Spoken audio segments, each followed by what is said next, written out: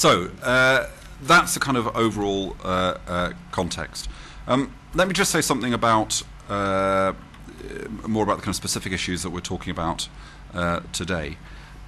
One of the things that I think is good in the kind of schools ecology now is the emergence of a whole number of voluntary sector organisations that are working with notions of innovation in education. We are one of those organisations, but you think of the Innovation Unit, or you think of various trusts and foundations. Now, an initiative the RSA is undertaking is that we've developed a charter of what we call a Charter of Progressive Values for Education, which we're publishing quite soon.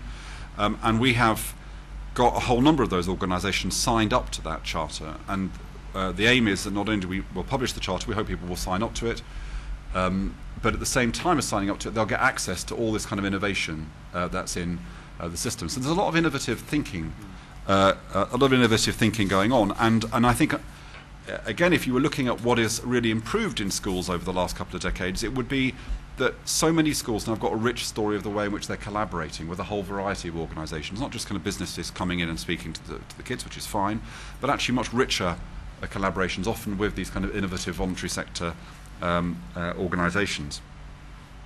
But I think that there is a kind of mismatch, because I'm not sure that the conversations that are taking place about radical innovation in learning are entirely matched by the level of innovation in terms of school buildings and school design. And one of the reasons that the RSA fought, and this is before my time, and successfully managed to get our academy just under the wire as being an academy that was directly funded through the department rather than through Building Schools for the Future, was that we wanted to have control over the design of our academy. And the reason for that is that Opening Minds, which is the RSA's curriculum, a competencies-based curriculum, a lot of the teaching in Opening Minds requires more flexible space.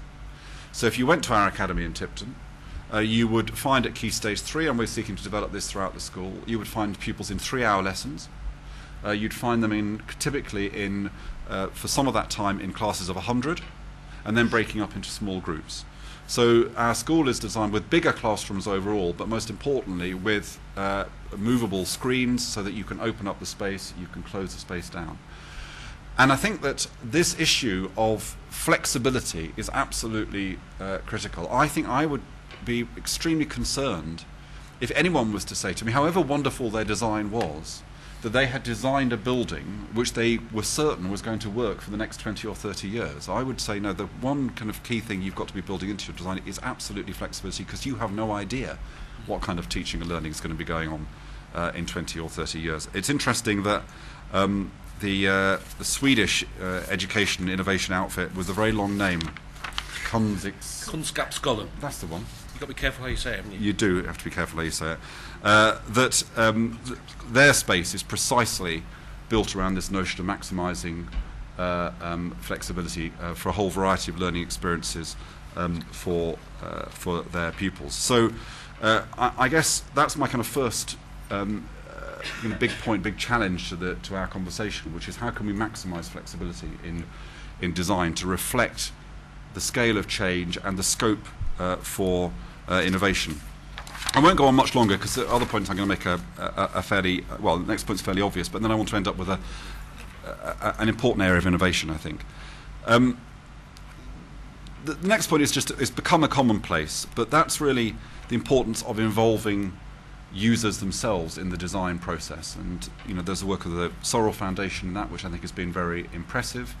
I would just say about that we have to be careful that we're not over-romantic, because if it's hard for visionary thinkers to know what the future will hold, then obviously for young people who aren't designers and aren't architects to think in those ways is even more challenging. So I think the important thing is, if we're going to work with pupils, with parents, with teachers in the design process, we have to start that by a visioning process. It can't just be assume it's going to be like this, so where do you want the toilets to be put? Assume it's going to be like this, how should we design the canteen? Actually, it has to start from, let's do some really quite big thinking about how all of this could be different in the future. So the best kind of user-driven design processes start and invest time in that kind of visioning stage. They don't move straight to just the kind of practical questions. I could go on, but I'm going to end up with a final point about a new area of innovation for the RSA, and it builds out of opening minds. We've been undertaking a project which we will initially report on in a couple of weeks' time, but then will be fully evaluated at the end of the year, and it's called the Manchester Curriculum. And the idea of the Manchester Curriculum is this.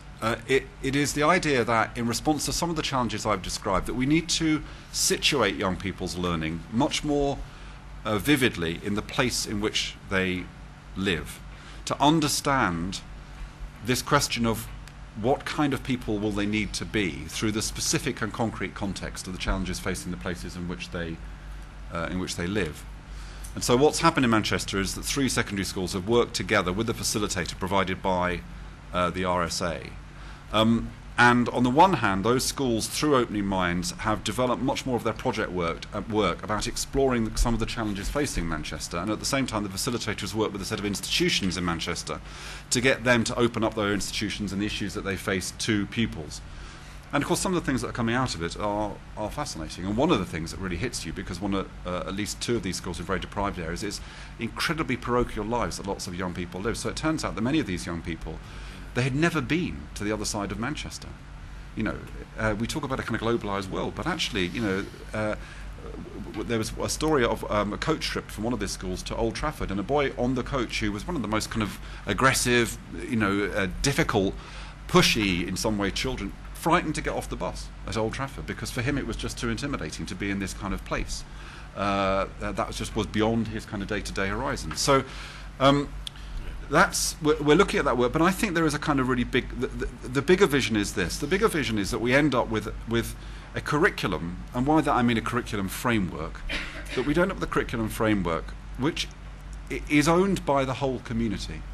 And so the deal that is taking place between schools and the wider community is this. The school is saying explicitly, our task is to develop the citizens that our place needs in the future. We're not just here to develop atomised individuals that have had knowledge poured into the top of their heads and will then go out and be units in the labour market. We are developing rounded citizens, the kinds of people that Manchester or Leeds or London or Kent is going to need to thrive in the future in face of all the kinds of issues that it faces, economic issues, sustainability issues, diversity issues, all those kind of questions.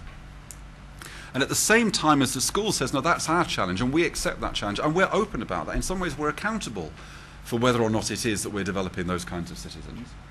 The community is part of what the school is trying to deliver, that the wider community, the stakeholders, whether it's public sector, private sector, they recognise their responsibility to support schools in this task of creating citizens for the future, that we're tearing down the walls around schools. Now, I think that, you know, that throws up some really interesting question about what we mean by a school, a real school, a virtual school, about school spaces. And for me, you know, and I know all the kinds of issues, the regulatory issues, all the kind of problems that, you know, all sorts of people will put in the way.